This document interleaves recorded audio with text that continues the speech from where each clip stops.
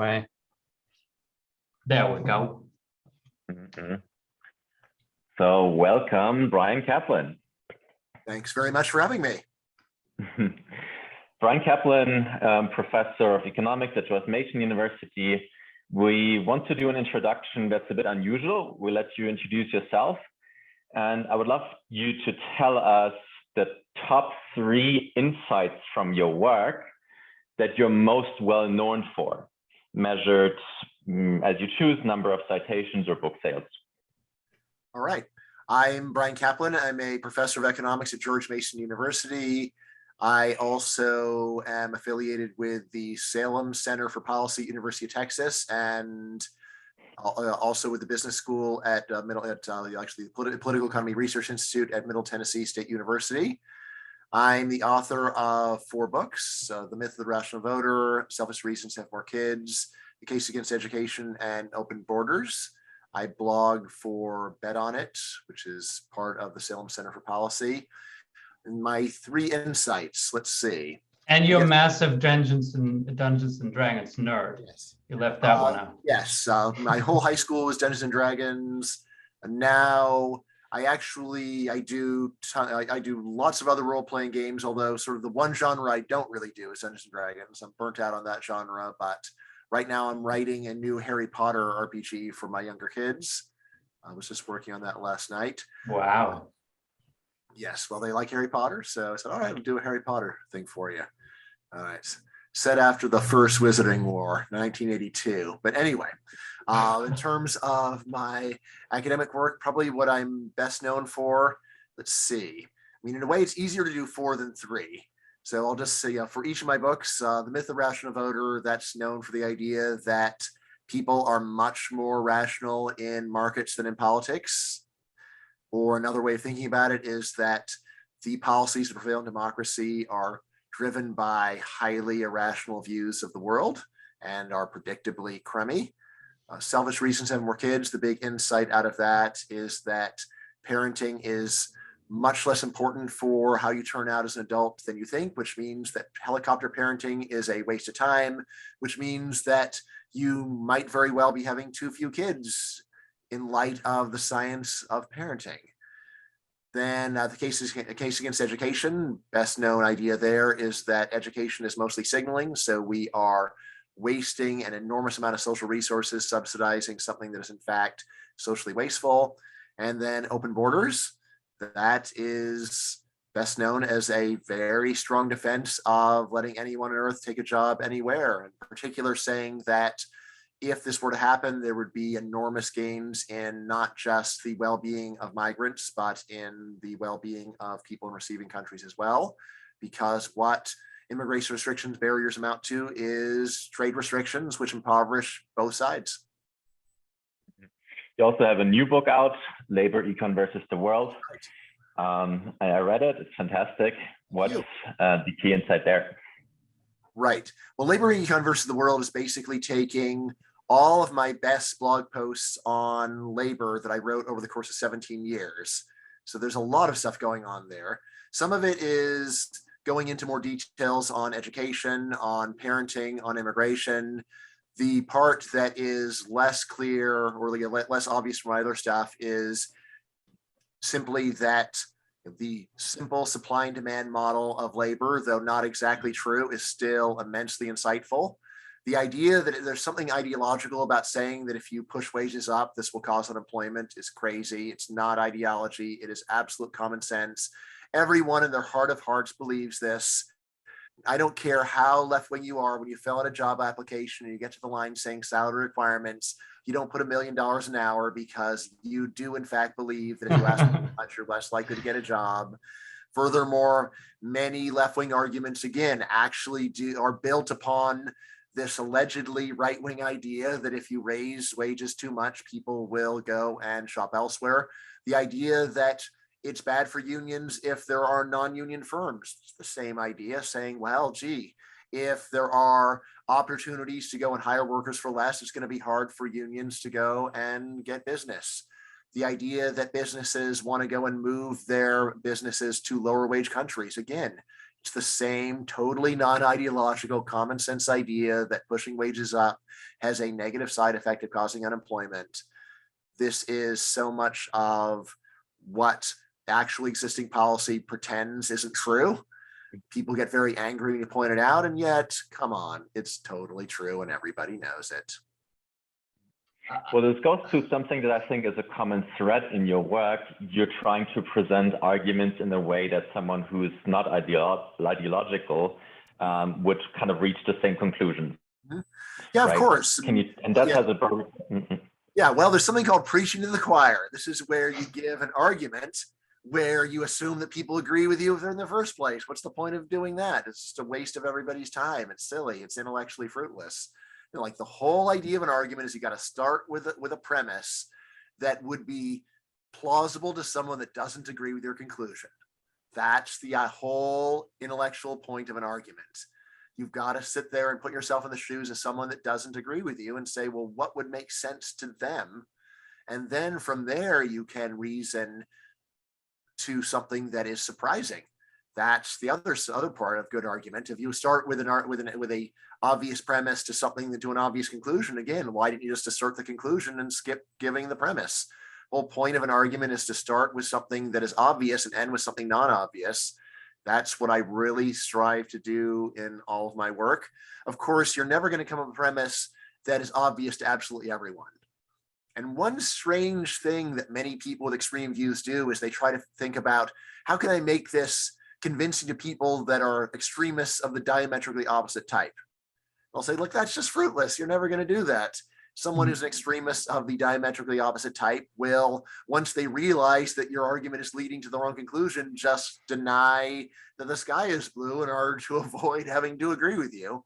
Far better to go and try to reach people that are reasonable moderates. Plenty of those people in the world, right? Not fanatics of another color, but the reasonable moderate is the best audience to be thinking about when you are writing.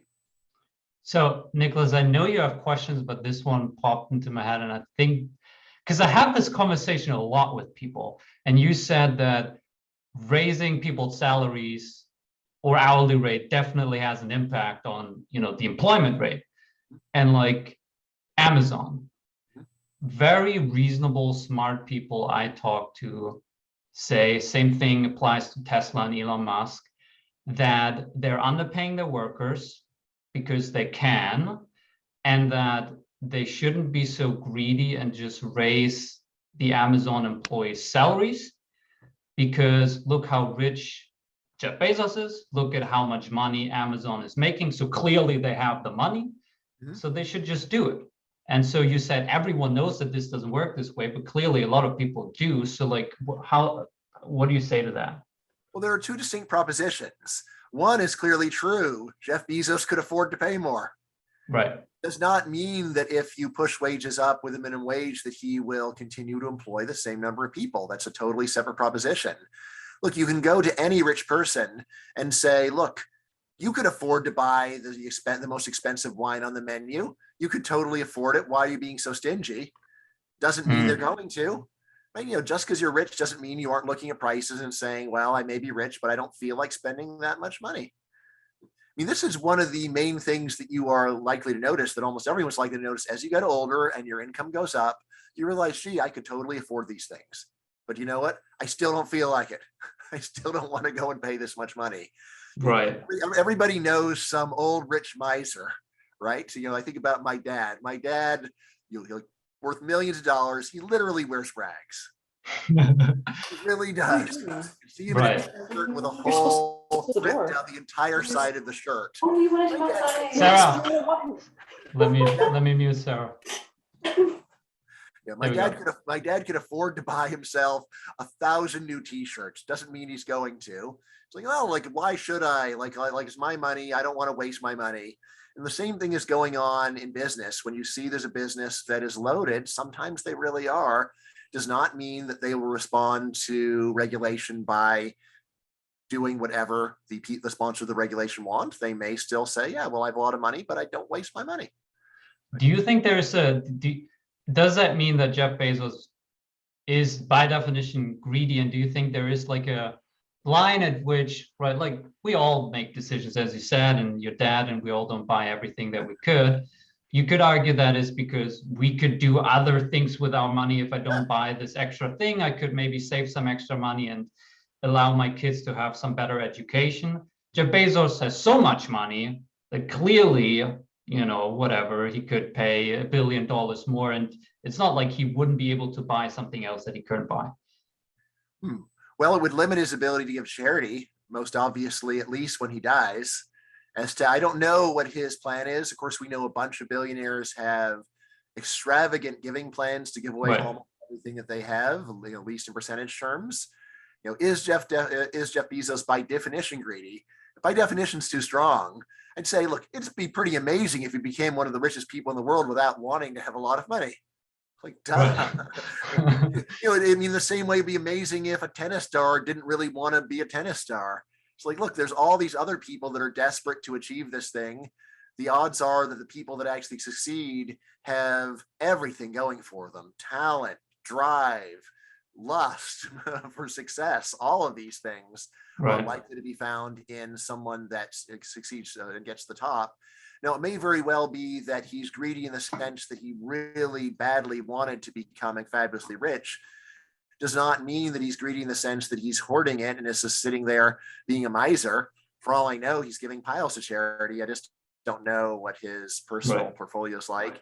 And then furthermore, if you guys are into effective altruism, the really most effective thing for for a rich person to do is to not give anything when they are alive, just invest it as much as they can, build it up, earn or give, and then leave a fantastically astronomical inheritance, precisely because of compound interest and the fact that while things are improving on Earth, they're not improving at the same rate as compound interest.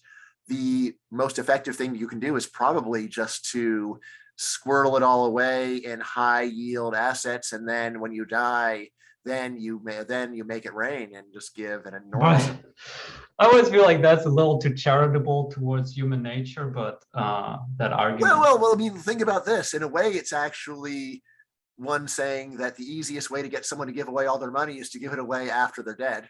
Oh, that's it. Yeah, I like that. Right. I mean, think about this. I mean, whenever you hear about people emancipating slaves, it was very common for them to emancipate them in their will. It's like, well, once I have no more use for you, then you can be free. All right. And on the one hand, it doesn't speak that well of them, but on the other hand, it sounds like the kind of thing that you could get real human beings to do. Right. To say, well, come on, all right, fine. You're not going to free your slaves in life. How about free them in your will? Could you at least do that? Right. All right. Fine.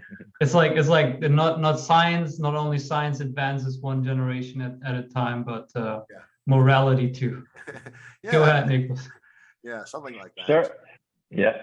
So I started with the conversation with what are the top 3 insights that you're most known for. Can you share your top 3 insights from your work that are most underappreciated, or that you didn't get as much citations for book sales? Let's see. Yeah, that one's definitely harder. Let me think. All of my good ideas are appreciated. Yes. No, not quite. But let's see. But still, like just going through everything that I've done and just thinking about what it is that I wish people would pay more attention to. Let's see. I mean, of course, there are a number of ideas that are future books, and I anticipate I am going to make people go and pay a lot of attention to them. So I thought that's sort of it's a little bit of a cop out, but I think I will default to that. So I am wrapping up a new book on housing regulation. So I think that an idea that I'm strongly in favor of, but most people don't yet associate with me very much, is that we could do an enormous amount of good by radically deregulating housing so that it was possible to build a lot more things. A chapter in that book is called the Panacea Policy. This is a chapter where I say not only is there enormous gain directly of housing deregulation, I say it's reasonable that in the US you get the average housing price down by 50% with really hardcore deregulation, but also that this would make a big dent in many other social problems that people are complaining about. It would make a big dent in inequality and social mobility, be good for the environment, be good for fertility. So that's an insight that I am going to be selling, but I haven't sold nearly that much, just to say that housing deregulation really is this panacea policy. It is one big kind of deregulation that can simultaneously deal with a lot of complaining that people have about how our society currently works. So there's that. Let's see. I have just started a book on, I sort of think of it as in a way, it's an update of Milton Friedman's Free to Choose. It's a general defense of free markets over government. But I'll say, yes, this does actually build on an idea that I've been pushing that still I don't think I'm that associated with. There's something the psychologists call social desirability bias. Basically says that when the truth sounds bad, people lie. And often the lies become so ubiquitous that people even start to believe quite absurd lies, like we're all winners, that kind of stuff. But anyway, my view is that social desirability bias helps explain why we seem to be in such an impasse on markets versus government, why it is that many people just say, well, like, sure, there's some arguments for, there's some arguments against. It's really very mixed. What I say actually is that the reason why people perceive the debate on markets versus government as being so mixed is that there's actually a lot of good things about markets that people take as a bad thing about markets. There's a lot of bad things about government that people take as good things about government. Why? Because many good things about markets sound bad. Many of the bad things about government sound good. What I say then in this book is that if we go and reassess the arguments properly and recategorize them based not upon what sounds good, but upon what is good, then I say this is able to remove this impasse and get us to what I think is really the right answer, that markets are awesome and government is awful. What do I have in mind? Well, here's something that most people like about government. It gives away a lot of free stuff. This is actually terrible, because when you give valuable goods away for free, people grossly overuse them, and you wind up having very expensive stuff that people don't appreciate. All right. So yes. So, see, really obvious with education. So education is extremely expensive. We consume a lot of it, and yet people do not really appreciate the education. Why? Yeah, well, if it's free, then of course people are going to consume stuff where it isn't really actually something that they care about. So that's one really good example. So, and flip side is people don't like it when markets charge people for things. Like, that's good. It's good because it makes people think about, look, do I really actually want this that badly? Or am I just saying that I want it when in fact I don't care that much? Right. So if what you say is true, that, unions don't really work, well, I mean, important. Unions can be very good at getting wages up for union members. It's just not right. a good plan. Let's say on a grander scale, unions don't work. Regulation, housing regulation doesn't work. All of these are high stakes things, right? Like if we get them right, it would have a massive impact on everyone's life. How come that, let's say, libertarians, you can roughly categorize that as libertarian, are minority in the US? If all of these are true and obvious, like why don't more people believe? I mean, we can push it back, say, how come so few libertarians care about these issues? I mean, like, honestly, like, the single most effective kind of deregulation known to man is deregulation of immigration. And yet there's a big libertarian debate about immigration. Is this the one area where we should want government to have very strict regulation? Should we have strict government regulation in the one place where it does the most absolute harm to the world? No. So, like, what's going on? Like, if even libertarians can't go and agree on or prioritize these issues, why is the view so unpopular? Well, it's unpopular even with people that ought to be totally on board. Right? And what's going on? So one thing is, a lot of this stuff doesn't sound good. Deregulating immigration just doesn't sound good to nationalist sensibilities. Deregulating housing doesn't sound good to anyone who's resentful of business or who just says, look, I just want my view to be perfect. It's like it runs against these very impulsive ideas that people have of, well, we can't build that because like I don't want to have to see that. Well, how much do you not want to see it? Right? Like, you may say, oh, it's life and death. It's not really life and death. You wouldn't kill yourself if the building were built, right? It's more of something where people engage in gross hyperbole, and yet government responds to it. Right. So, and then, something else that's really key is just sheer numeracy. Normal human beings do not think in terms of numbers. Right. And again, same goes for most libertarians. With most libertarians, you might be able to get a heated debate over privatizing lighthouses, even though this is like 0.01% of GDP. Who really cares? Well, but it's symbolic. Yeah, and political debates are so symbolic. It's about this issue. It really chaps my hide, right? And people will argue about things that are emotionally agitating for them, even if you say, look, there's 10,000 other issues more important than this. Why don't you talk about those first? They're boring. Housing regulation. In my book, I am really trying to get over this hurdle by making housing regulation as fascinating as it can conceivably be. And I feel like I've done a good job, but we shall see with the sales. Very looking forward to it. Who would you say you can do the top three thinkers that are the smartest people that disagree with you? And bonus for that they really disagree strongly with you, right? I know you disagree a lot with Tyler Cowen, but yes. Yes, right.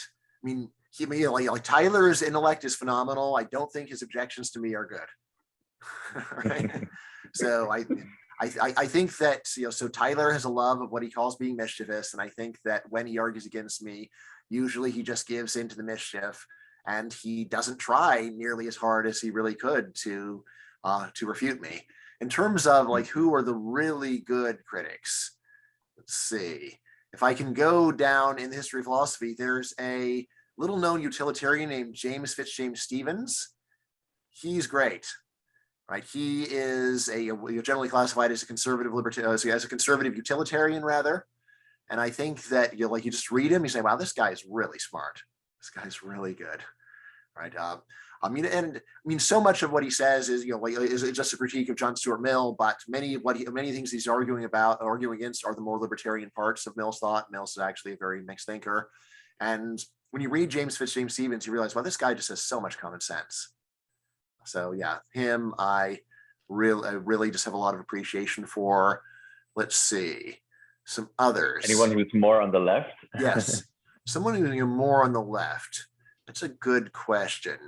Let's see, who do I think of as really being good there? So you mean my Econ 1 teacher, Bill Dickens? He's again someone I've had a lot of really good arguments with over the years. He apparently got really mad at me over Trump, even though I was not a Trump supporter. I'm still baffled by this, so I haven't heard from him in a long time. But still, I'm not going to take the quality of someone's ideas away from them just for being mad at me personally. So yeah, his work is very good. Really made me think a lot more about about labor. So much of my thinking about labor markets inspired by him, just to be much more psychological. Let's see. Maybe what are the best arguments against you? What are the smartest, best arguments that you have a hard time refuting? Let's see. So in terms of the myth of the rational voter, this is, in a way, the one that's just hardest to deal with is, well, how can we really know that people are more rational in markets than in government when the domains are so different? Mm-hmm. Right, and that's one where if someone were to say, I insist upon getting empirical evidence where it's the same domain, but nevertheless, but you still are able to go and show people being more reasonable about markets than about politics. What I'll generally answer there is, well, how about we just look at migration decisions versus voting decisions? And you'll say, no, that's not really the same thing. With migration, you are making a choice for yourself. With politics, you're making a choice for society. So, if someone were just ready to stonewall me and just say, I just don't see it, I think it would be very hard for me, based upon the empirics, to go and bring them around, just because it's so hard for the empirics to nail it down. So I'd say that's where I would focus there. Let's see. On kids, they're in a way the best argument is just that all the research that I draw on in Selfish Reason to Have More Kids is from the first world, so it doesn't really show that that large changes in upbringing wouldn't have a big difference. But actually, that is not a good argument against me, because in that book, I specifically mentioned this as a limitation of the work. And I said, look, I'm not, like seems plausible. That is true. It's not relevant for parenting, because it's not like many people are saying, hey, maybe I should go abandon my child in Haiti and let him be in an orphanage. That could maybe, what about that? But furthermore, I actually did eventually find and repurpose some other research on this point and confirmed that, yes, there is very good evidence of large lasting effects of upbringing when it's the difference between growing up in a third world orphanage and growing up in the first world. So, I mean, so again, that's not really a good objection, just because I did anticipate it and then later did actually produce some evidence on it. Let's see, on education. Again, probably like the very smartest person here, there's a guy named Eric Haniashek who will say, yes, well, of course, we shouldn't just think about education as having people sit in chairs in school. But if we think about it as raising test scores in math and science, then there's a lot of really good evidence that's crucial for national economic growth and so on. And his evidence there is at least pretty good. My answer to him is that I think that he's really confusing improvements in math and science with differences in intelligence. So I think there's great evidence that differences in intelligence do matter for economic growth.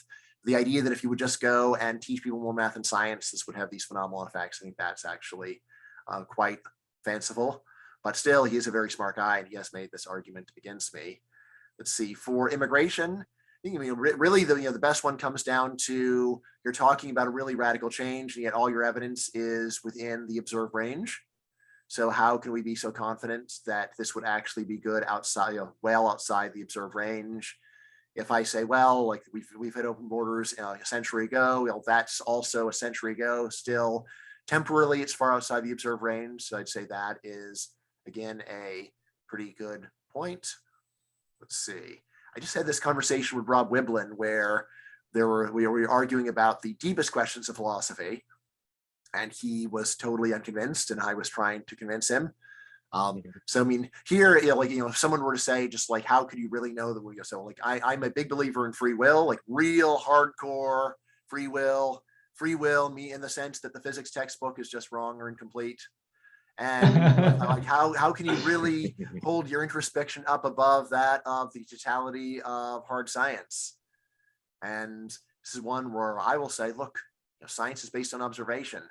I'm really supposed to go against every conscious moment that tells me that I have this radical free will. Why would I go and throw away all that observation in favor of these other observations, rather than just saying that these other observations are fine as far as they go, but they don't really fit with my firsthand experience, which is really the only way that we know that we're conscious at all, right? And like my challenge is to say, look, when you can doubt free will, can you doubt consciousness itself? Well, it's not in the physics textbook. There's nothing in there that says that I will feel pain. Not a word. It does not follow from anything in that book that I'm capable of feeling pain, and yet I am. You're never going to talk me out of that. It'd be crazy to think that you don't feel pain. Well, and everyone acts in that way, right? Yeah.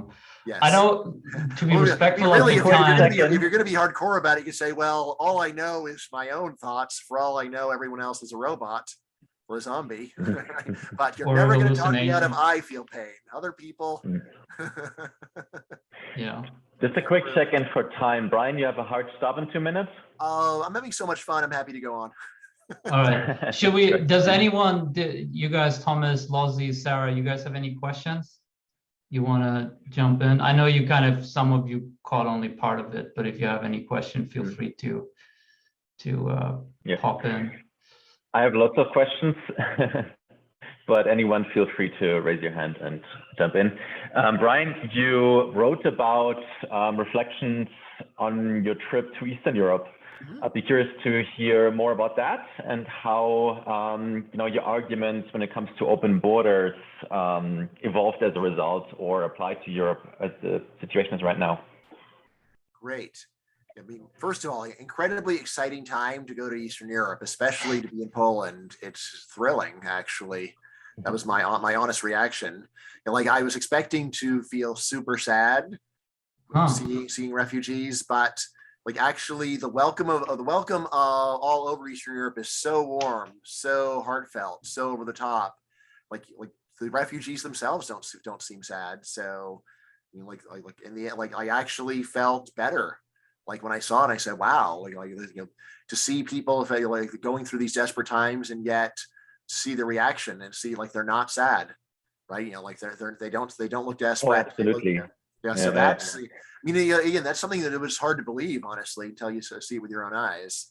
I mean, obviously, of course, like I was myself, I was coordinating I was matching people that had to escape Ukraine, families with children, with hosts that offered their place for free. And it was just incredible, the level of support that came, especially in Poland, and how they immediately set up, emergency services and, just help. Yes, I mean, and also how large majority of it is just private donations, just people welcoming strangers into their homes.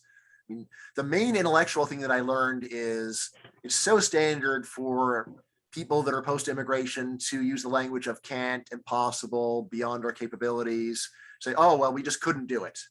Right. And then you go over to Poland and you see, they are increasing the population of their country by almost 10% in the course of a month.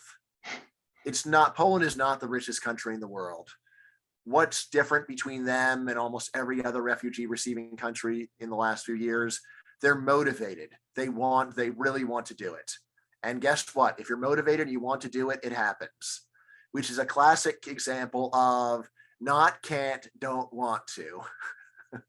I think it's like I'm in Berlin, and I don't know if this number is accurate right now, but I think something of the order of 7,000 Ukrainians arrive every single day in Berlin. Yeah. In Berlin. Yeah. Right. And which is tiny compared to what Poland exactly. And like you think about the number and somehow like it creates this image that you would expect after a couple of days of that, it would just be Ukrainians everywhere. Yeah. Right. And you walk, and obviously part of that is just my ignorance and like being shielded from it, but you don't notice it. And like there's like little signs, you have like little pop-ups like on the street where people cook borscht for you or make some bellinis, and it's just like a young couple cooking it on the street and selling it for like €2. Like you see these like little signs that there's like stuff happening. But it's, it's very surprising like how much elasticity there is in these moments.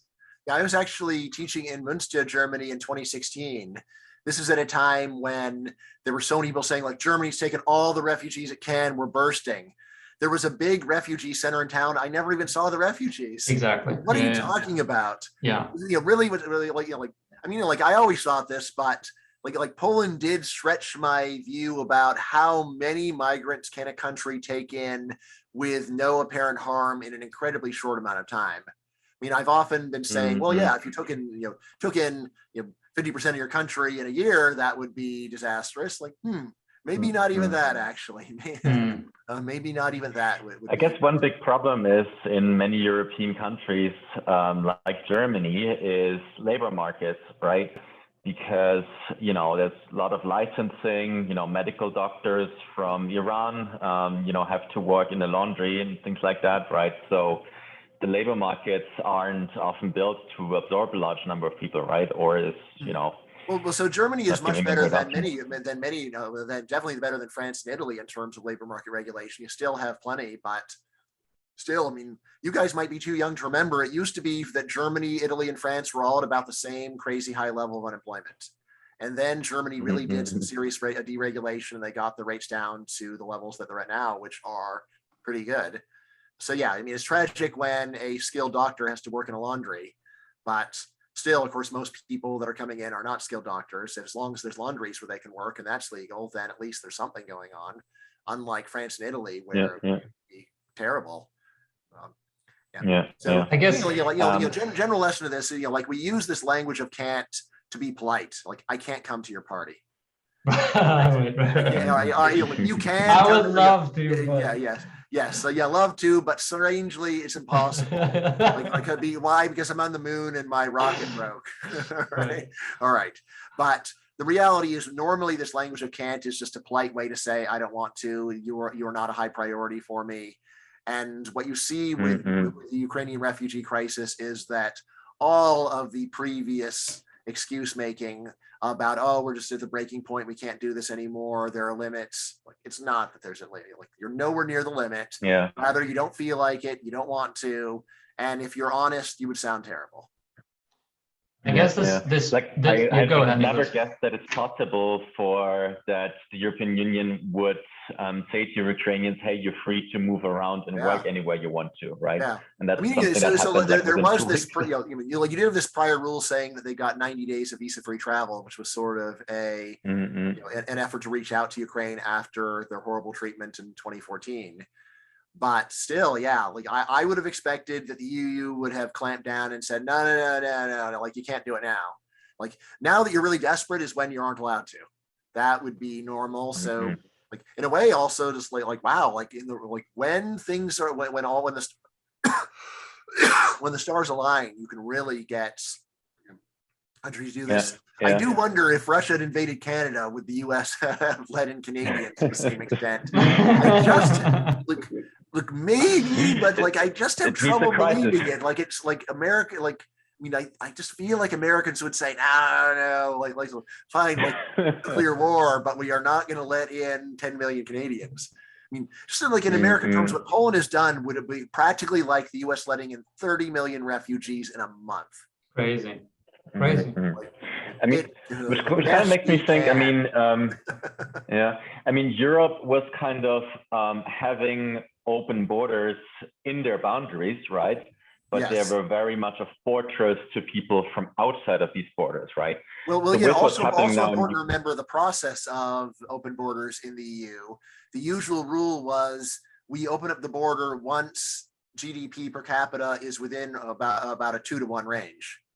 So essentially, when open borders would have done the most good, when there were the largest gaps in pay between countries, that was when it was illegal.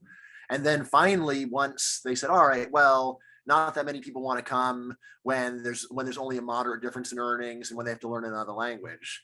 That but like with Ukraine, on the other hand, that was way out of previous experience because their GDP per capita is like $4,000.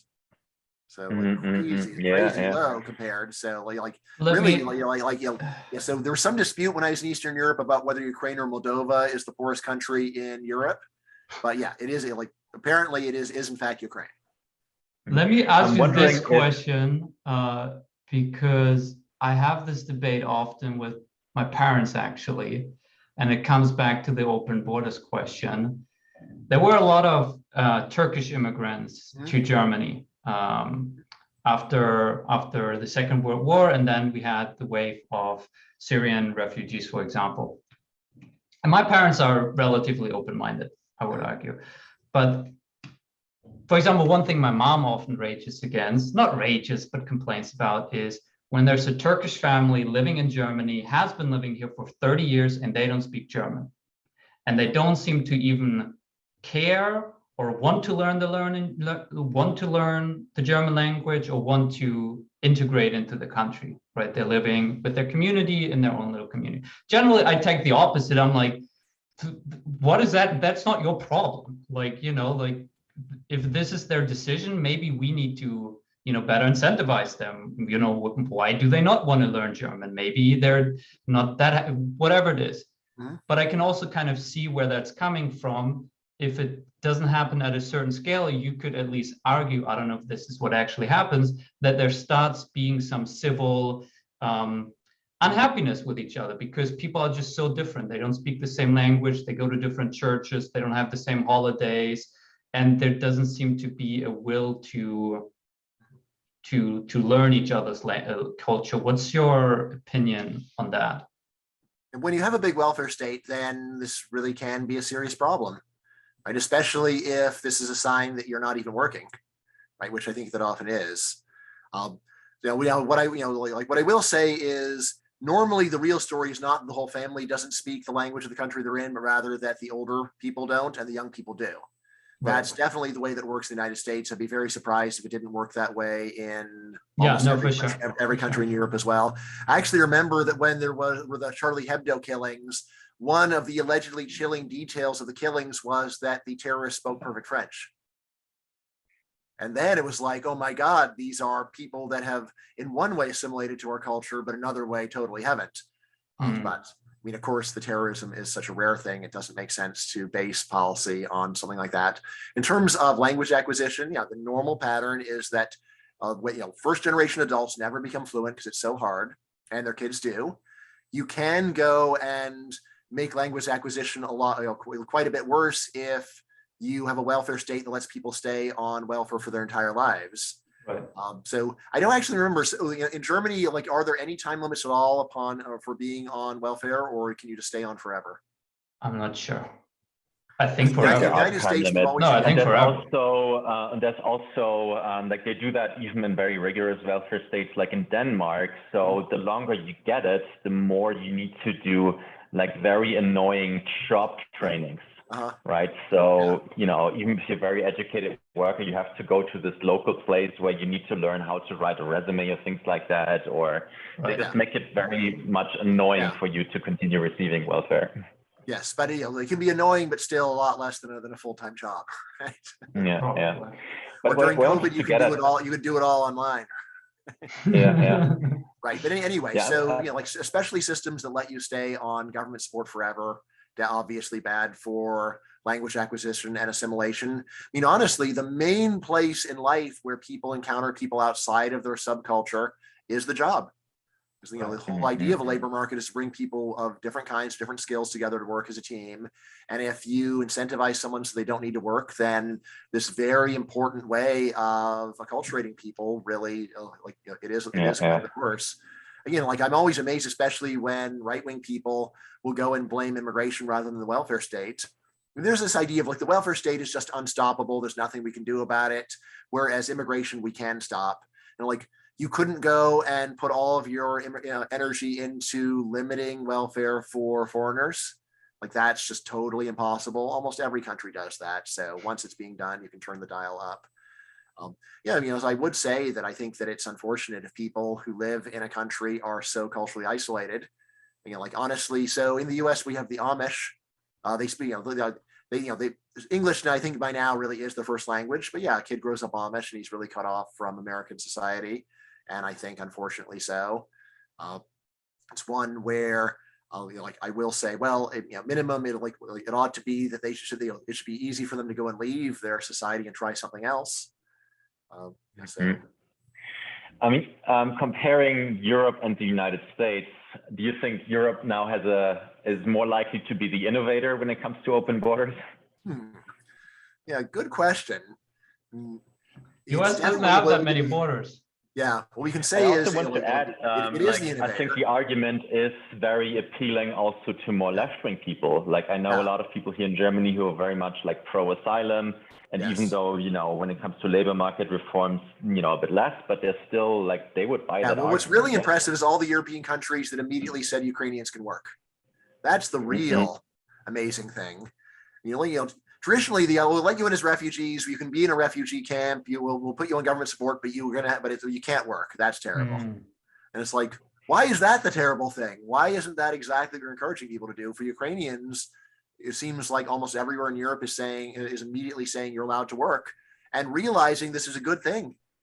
It's a good thing that for both the immigrant and society, if migrants get jobs and start doing stuff. I mean, I would say clearly right now the EU is the big innovator. You're the ones that are letting in unprecedented numbers of refugees in a very short amount of time. If the war goes badly, I think you're going to innovate again. I think you're going to let the men in too. Right now, which also means you should. I know you also wrote a blog post that you're having a lot of fans in Eastern European countries that read a lot of your work. So you should maybe spend more time in Europe or in Eastern Europe to build support for open borders. Right? Yeah, I mean, of course, it's it's not easy. I've got 4 kids. I've got a job. I was able to arrange this. Normally, I spend a lot of time in a country when someone arranges a job for me. I'm going to be in Sicily this summer for 4 weeks. I'm teaching about immigration at the University of Palermo. So basically, I'm really happy to work for way below market if someone can just arrange for me to work to teach somewhere for a month. That's really fun for me. I mean, in a way, that's my ideal immigration, or my ideal vacation. If I show up at a place, there's a job for me, and I have a bunch of built-in colleagues and friends as soon as I show up, and then I'm not just vacationing the whole time. I've got some work to do. I've got a place to go, but also I'm in a new place. I can see a lot of things. So yeah, I mean, that's really, in a way, my favorite kind of vacation. Am I being cynical when I say it seems like an hopeless case in the United States right now? So, I mean, hopeless over what time period is sort of the key. Yeah, what we can see is that there's a big age gradient for views on immigration, with young people being much more supportive of immigration. In fact, actually, overall, U.S. public opinion is more pro-immigration right now than it's ever been, as far as we know. We don't know what it was like in 1900 because there's no polling then, but in the measured period, the support for immigration is at an all-time high, and the opponents are old and are going to be dead pretty soon. So I think that it's reasonable to forecast that there's going to be a large change in immigration policy over the next 20 years. I think it's also very reasonable to think that the Republican Party will reorient on this just because they don't want to lose forever. And so when public opinion changes on things, parties change. The idea that this just means that Republicans will be in a permanent minority, like all of political history says that's wrong. Most notably, there are a number of ethnicities, and basically, especially like Catholics historically, were all Democratic, right? Until about 1970, and Republicans just say, look, it's just a fact of politics that Catholics are Democrats. Nothing can be done about that. And now, among religious Catholics, probably a sizable majority would now be Republican. Just among nominal Catholics, they're probably about 50-50, darn close. Maybe say this long-lasting historical pattern disappeared. Right, and disappeared for two reasons. So again, one was a change in the positions of the Democrats to such that Catholics were offended by the changes. But the other one was there were political entrepreneurs among Republicans who said, "Don't say Catholics don't vote for us. Say Catholics don't vote for us yet." That's what a winner says. I mean, yes, Republican never say so far. Party. It seems like the U.S. at least has a culture of immigration going for it. My wife is Belarusian, and she immigrated to the U.S. 12 years ago. Now is a passport holder, so she went through all of that process, and now she married a German, and she's in Berlin with me and going again through an immigration process. She said this is a case of one, at least for her. But she said, in the U.S., I always felt like whenever I dealt with immigration people, bureaucracy, government, that there was a sense of they're excited for you. Like the opportunity that you can now go ahead and chase in this greatest country in the world, right? In Germany, she says, it's just so fucking annoying to deal with these people. They're just everything that bureaucrats are, unfriendly and slow, and don't really care about you. And they're not even excited for you. But this is case of one. So I know a lot of other people have gone through U.S. immigration. I think that your wife may have had a really good, really good luck of the draw. Gotcha. My wife came from communist Romania when she was 7, and she actually would be the translator for her family. She never said anything good about the experience, nor have any of my friends. But it could actually be that it's the U.S. is bad, but Germany's worse. That's more believable. Yeah, probably. Right. So, yes, I've dealt with a few German bureaucrats in my time, and not too many, but I'm looking at time. Do you guys, Burke, Sarah, any questions? Otherwise, Brian. Yeah, I would like to ask a question actually. Go ahead. Okay, I think we spent some time around your ideas, but it would be insightful to hear from you.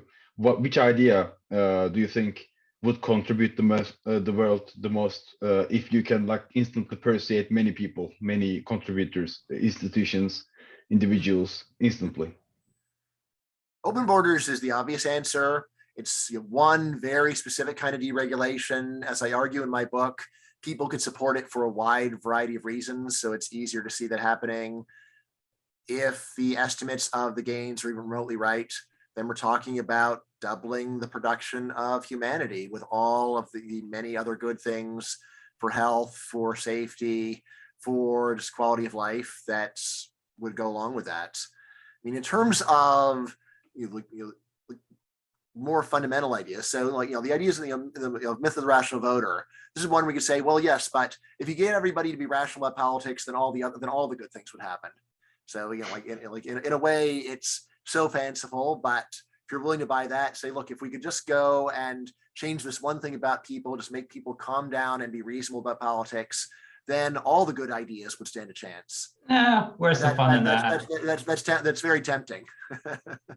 What's your best prediction if tomorrow all borders are open, every country in the world? What would happen? Would like 1 billion people, I don't know, from China move to Europe? Like what would? So the time period is key. 1 billion people will not move in a day. They will not move in a year. Right. All right. So we've got actually some very compelling research on the dynamics of migration. It comes down, goes under the name of diaspora dynamics and just says that people do not like being the first person from their country to be in a place. They don't like being the second person. They don't like being the 10th. Really, what this means is that when you open up a border, usually at first it's just a small number of people, but then it snowballs. Right? That's the general pattern. Now, what this means is that when you're trying to find out who's going to come right away, you want to look at, well, which immigrant communities do you already have? Those are the ones that you're going to get a ton of. So like in the US, it's going to be Mexicans. We're going to get an enormous number of Mexicans because not only do they feel culturally comfortable in the US, but they got so many friends and family ready to help them. So I would say that, for Mexico and also a lot of Central America, there, I think we might actually see a quarter of those countries moving in a year, which horrifying. No. Remember Poland, it's doable. But if I may, it also means many of them would probably often just be seasonal workers, right? Because if the borders are open, most people prefer to stay where they are, but if they want to make some money, they can go there, make the money there and go back, right? There's some of that, although also remember a lot of seasonal work is driven by the fact that you can get a seasonal work visa, but you aren't allowed to bring your family. Mm-hmm. So definitely with illegal immigration, the reason why you have a lot of men coming on their own is because they're scared to go and bring their families with them illegally because it's a scary thing to do. All right. So there would be more seasonal work, but at the same time, there's also a whole lot of people that would bring the whole family that currently don't because they can't. It's too hard to get their family over. Right. So I think there would be a lot of just family reunification happening. Right now, there's so many people that are separated from families, and the first thing they would do is bring their families if they could. Right. And then, of course, everyone with other relatives, everyone with a brother that they want to bring over, and the brother probably wants to bring his family too. So, but basically look at whatever your current immigrant community is, and that's where you're going to see a lot right away. At the same time, it's also the kind that is least worrisome because they've got a place to go and they've got connections. Right now, once you've got that, then the next group that's going to come are people who speak your language and can get a big economic gain. Right. And of course, the right way to think about this is there's two variables. So there's people that don't speak your language but get an astronomical gain, and they're going to want to come. And there's the people that do speak your language and get a more modest gain, and they're going to want to come too. Right. And that's going to be the next big group coming. And then obviously, when you're factoring it in, don't just include official income, but also whether you're in a war zone, whether you are in fear for your life. So you got to count that. Right. And then once we got all that, then you need to start imagining the snowball effect that happens after that. So with China and Europe, I think your Chinese immigration is right now quite low. I'm thinking probably quite a bit lower than the US, but I could be wrong. Right. And I think that's the kind that's going to snowball. Right, because they do have to learn a new language, but they do get a large increase in pay. Of course, Uyghur or something like that, then it's if you could get in, then that's fantastic, right? Because back home things are terrible for you. Right? And then put that all together with the snowball effect. First, you're going to get some, then more, then even more.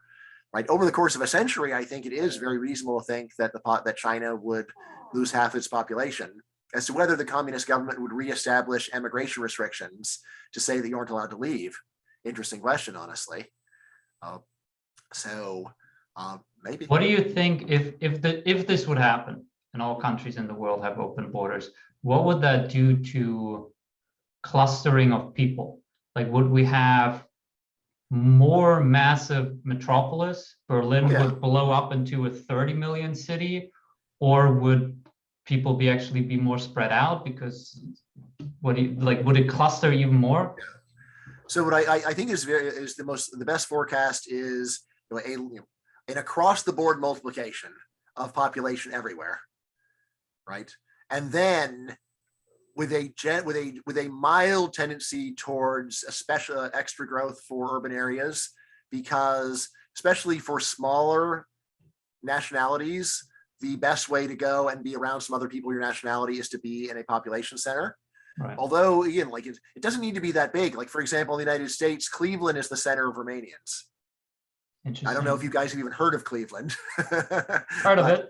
Well, my wife is from there, so. Oh, okay. All right. Well, in that case, but I didn't even know that. Yeah, but like most Europeans, I think, would have trouble putting Cleveland in the right state, much less the correct part of the state of Ohio. Right. So there's that. And then also you have to go and do proper consideration for skills. So countries that are sending a lot of farmers, they're going to be in rural areas. In Europe, the difference between rural and city is just much smaller than it is in the U.S. Right. Because in a way, there's almost nowhere in Europe that is more than 2 hours away from a major city. Right. And if you've driven across the U.S., that's not what the U.S. is like. The U.S., you can be 5 hours from a major city easily. Oh my God. Easily. Still blows your mind sometimes to realize how big other countries are. I was in Brazil last month, and one person who works with me, I told him where I was going, and he was like, "Wow, you're right next to me. You're in the same state. We should meet." And I looked on Google Maps, and it's like right next in the bottom right corner of Brazil. And then you entered into Google Maps, and it's a 12-hour drive. Yeah, sure. Yeah. It's insane. Anyway, any last questions before we let Bryan go? I do have a question. I don't know if you've already talked about it, but I guess how do you feel, I guess, cryptocurrencies or maybe central bank digital currencies fit into regulation versus deregulation? How it relates to potentially opening up borders, or would it close it even more? Yeah. Honestly, this is, I think, a much less important issue for the world than most libertarians think. Of course, there's a bunch of libertarians who become millionaires in crypto, and great. I love you guys and congratulations. But the idea that crypto would do any serious harm to any major governments or in any way force it to rethink its ways is, I think, basically wrong. They can always just go and tax other stuff. They can just tax the stuff that's visible. So I don't think that crypto is going to have any major effect on size of government, anything like that. It's of course good for black markets, and black markets, yay! Black markets are also really are good, but of course most goods are never going to be part of the black market because it's just too obvious what's going on, and you can easily crush people that are doing it. So yeah, I don't think that it's very important for the general state of policy. And as an alternative to government to government money, we can tell a few years ago most of the major world currencies, especially the dollar, had 30 years of low inflation. And you could say, all right, well, this isn't really that important because the main governing currencies are actually working almost as good as you could hope for. Now we actually have 40-year high of inflation in the U.S., 8.5%. I don't know what euro inflation is. What is euro inflation right now? I don't know. Like 5-6%. Yeah, 5-6. Fairly high. Again, you may be rising up to where we are, although we went again. We just went so crazy during COVID, where our stimulus programs were really just I'm just stunned at how large they were and how enormous the pay was for people that were not working during COVID. Really, we did have a system where people that lost their jobs due to COVID, most of them got a large raise. Really? Like most of them? Yes. Most people who lost their jobs during COVID got a large raise. I think like 75%, if I remember, were making more money after they lost their jobs than before. That is ridiculous. Yes. And then for like a third of those people, they're like getting a doubling or a tripling of their pay. Right. The saving grace is that this was as a temporary measure. So we're not doing this permanently. Although it does seem like there are enough people that just accumulated very large savings during COVID, which allows them to be really picky about going back to work. So there's that too. Yeah. So like we still have labor force participation that is greatly depressed, but not for prime age workers. It's really depressed for the old, not surprisingly, maybe they're scared of COVID, but it's also really depressed for the young. It's like, what's special about the young? Well, they're the ones most likely to have actually gotten a huge raise during COVID. And secondly, probably their parents are just more willing to say, all right, well, I guess you can live here for free for a while because you're scared of COVID. Meanwhile, dad at much higher risk goes back at work. Right? So yeah, we Americans or you just have a lot more, or you just have a lot more leeway. Like my wife and I, we spent a lot of time in Mexico. We just spend way less money there, so we have more time, more runway to get our own businesses started. Yeah. Right? Yeah. All right. Yeah. Good for you.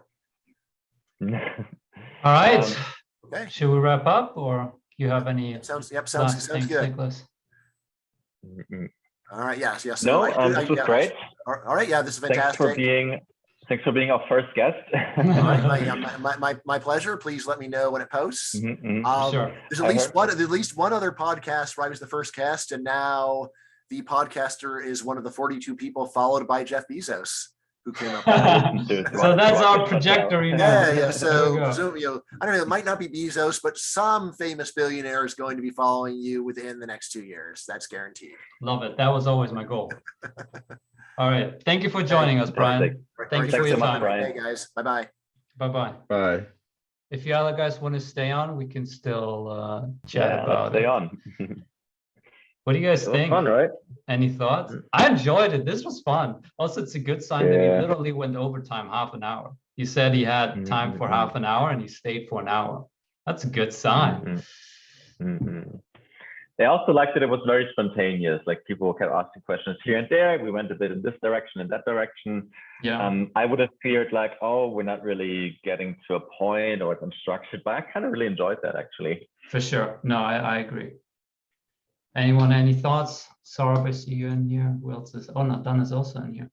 That's nice. You guys showed up. That's amazing. I actually didn't expect that. That's amazing. Thank you guys for coming. My thoughts while listening to your discussions was I am so underread and I'm so uninformed about things because I have more than like 60% of the stuff that just went over my head. So I need to read up a little more. Same for me though. Like there were definitely parts where I don't know what he was referring to or something. But I mean, the education stuff. I was thinking maybe I should sort of let him explain it a bit more. What is his argument actually? What is he referring to? Yeah. But that was just right before what he actually said. It was a hard stop, so I didn't want to like take up that time. Yeah. And then we were talking about immigration. So yeah. No, for sure. I like how, for example, Joe Rogan does it. It's like unless he understands that one point, he will not let you move on. Yeah, I think that's a good rule. It takes humility, like to be like, you told me this thing 3 times. I still don't fucking get what you're trying to say. And then just persist. And I think the kind of assuming that if you don't understand what they're talking about, that probably most of the audience also won't, and just insisting on having them explain it. Yeah. At the same time, it's also a bit of a question of format, right? I mean, many podcasts go like, hey, Bryan, tell us about your new book, your new case against education, your new labor econ. And then they kind of go deep on that, right? The problem with that is that there's so many podcasts like that out there then already, right? So I feel like we wouldn't add anything if we were to do it this way. Right. Yeah. No, he was fun. He was interesting. I didn't know because you made that interview happen. I didn't know much about him before, but But he's Really? fun. Despite all my posts all the time about him. Despite he's all one of your my posts. top, one of the guys I'd probably read the most of for sure. His blog is great. That's amazing. Mhm. Yeah. By the way, And I it was think for you him- and Nicholas, sorry to interrupt. I think you like very coordinated together very well, both of your moderations. It was nice Thank to you. have you as host. Mhm. Thank you. Yeah, his point on Yeah. on crypto was definitely interesting. I think basically he said that he thinks it's negligible, right? Like he said, like it might be good, it might be bad, but I think it really actually doesn't matter that much. What do you think, Sarah? I think he was referring specifically to can it replace government currency, right? Or that's probably, I think that was the question he answered, but I don't feel like he answered my question. Yeah, right. If that makes sense, because I wanted to link it back to this concept of open borders. And crypto is supposed to be like this thing where everyone can, it's not like fiat, right? It's not like fiat. Well, not really physically. And so if everyone's using like Bitcoin or some kind of exchange, money cross borders, wouldn't be such a huge issue. Like I had a friend who was telling me he's from Poland. No, he's from Lithuania, but he lives in London. But he was working in India, and he was telling me how much of a hassle it was, to move money around, to buy an apartment, to do any of these things. So I was speaking more towards, the application of, I don't know, cryptocurrency or digital assets and how that can relate to opening borders. But if you think about cases of, central bank digital currencies, like, China's digital yuan, right? Doesn't it kind of counteract that sort of deregulation? Isn't it even more kind of regulatory in a way? So that's kind of where I was going. Yeah, but I can understand where you're coming from, right? So the reason many people are so excited about crypto is that they think it can replace, fiat currencies, right? And the counter argument is, and I tend to agree with them. I think there are interesting sort of kinds of innovations that can come out of the crypto space, but at the same time, look, the products right now that you want to replace, government issued money, it's working out kind of okay, right? I mean, cross-border payments, it can sometimes have a lot of fees or be expensive, but so is crypto, right? I mean, a lot of cryptocurrencies have very high fees, right? I mean, we also ran out of time. I think it would be interesting because like he is obviously against regulation in general, it seems like, and he's against government stimulus. And, one of the hopefully benefits of crypto would be that it's because it is shielded from government, it's not issued by the government. It would exclude them from being able to do something like that, right? Of just like giving out 5 Bitcoins to everyone, or that would be kind of a good question we could have asked, sort of, hey, wouldn't it prevent government from just printing more money or something like that, right? Yeah. Unless government starts issuing their own digital currency, right? Yeah, and then then it becomes like, oh, the government can see into everyone's account and can, ad hoc just add or take away or institute certain policies, and they would, immediately go into effect because they're effectively controlling, this digital wallet that you have if they have direct access to it.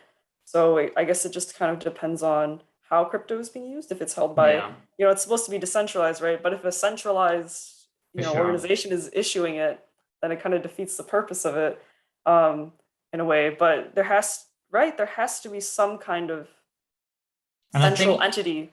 Nassim Taleb talks about it, that even if they wouldn't issue it, right, and Bitcoin somehow becomes the official currency of the United States, against their will, you still have to pay government taxes. And the government decides in what currency you pay that. So if the government tells you, I don't fucking care if you have Bitcoins or Ethereum, if you pay your taxes, you pay it in US dollars. So then you need to, you have to have some US dollar anyway. You can't run your whole life.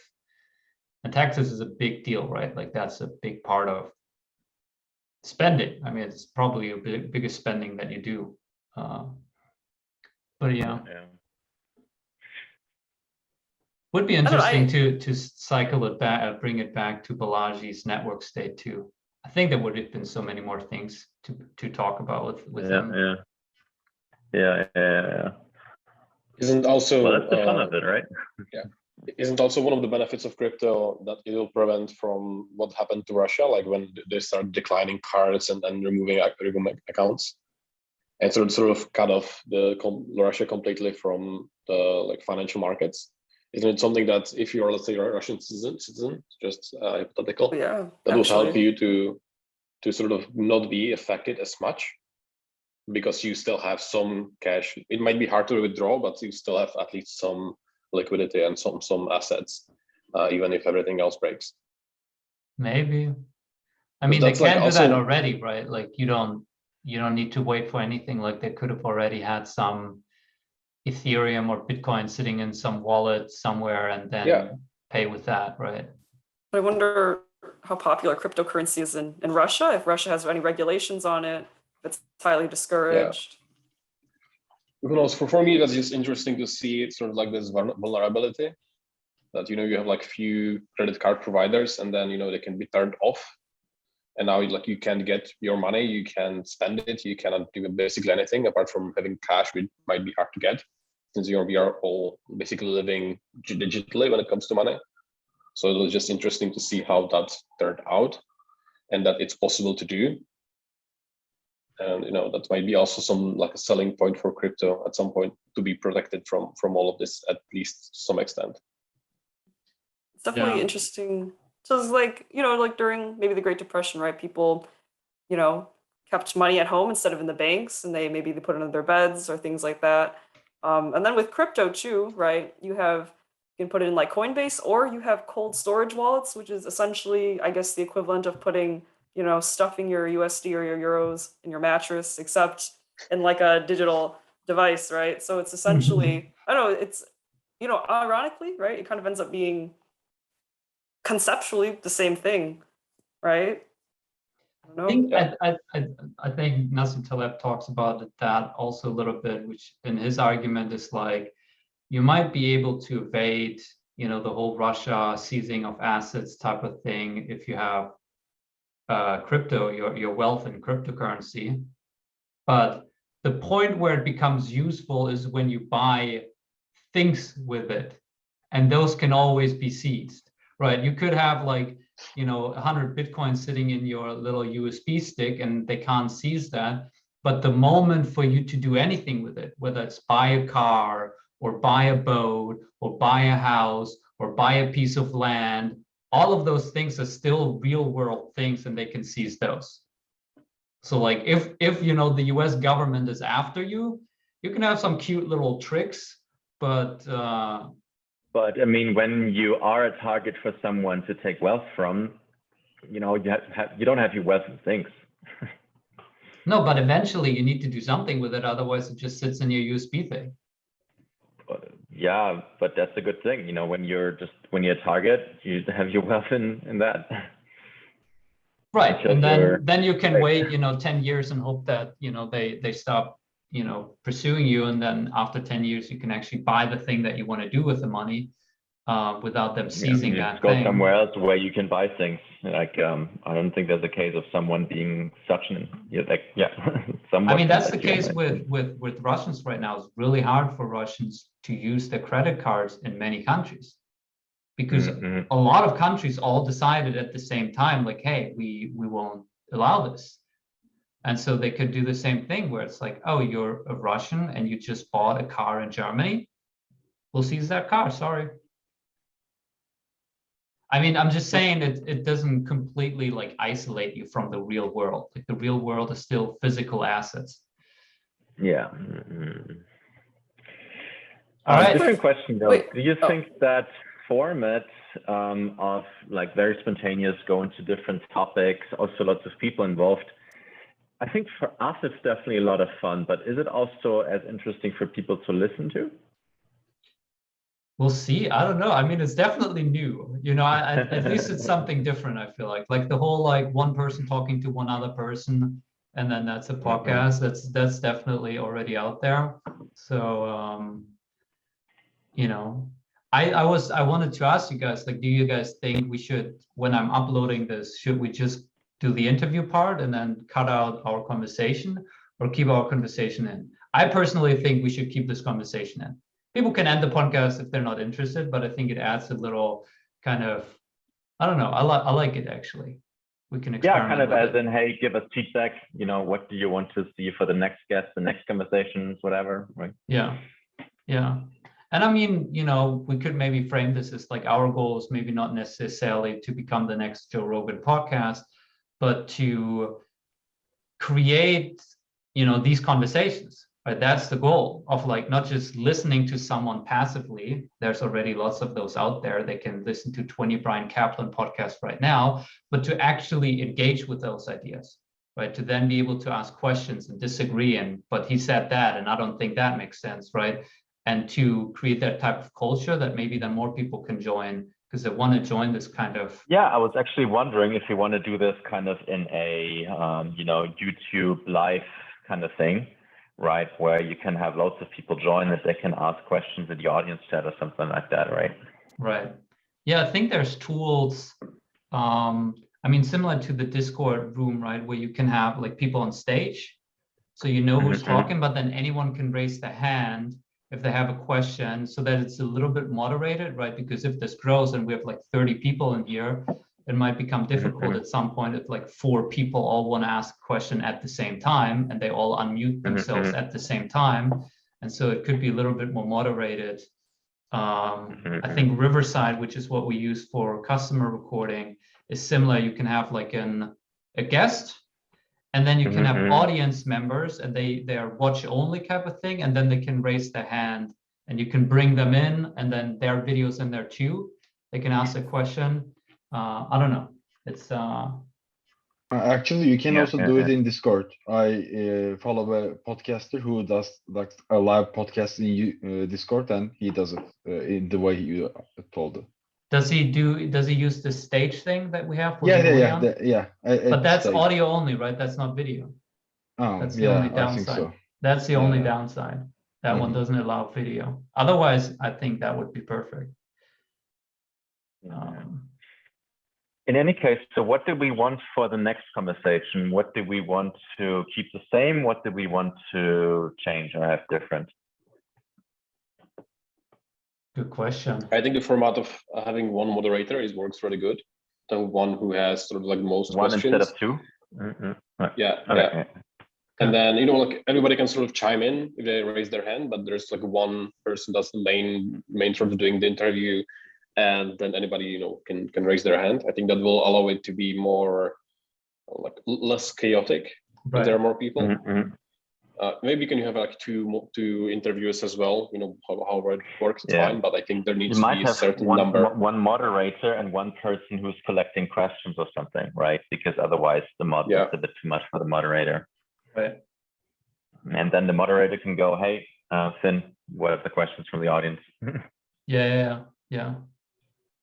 Any suggestions or for our next guest?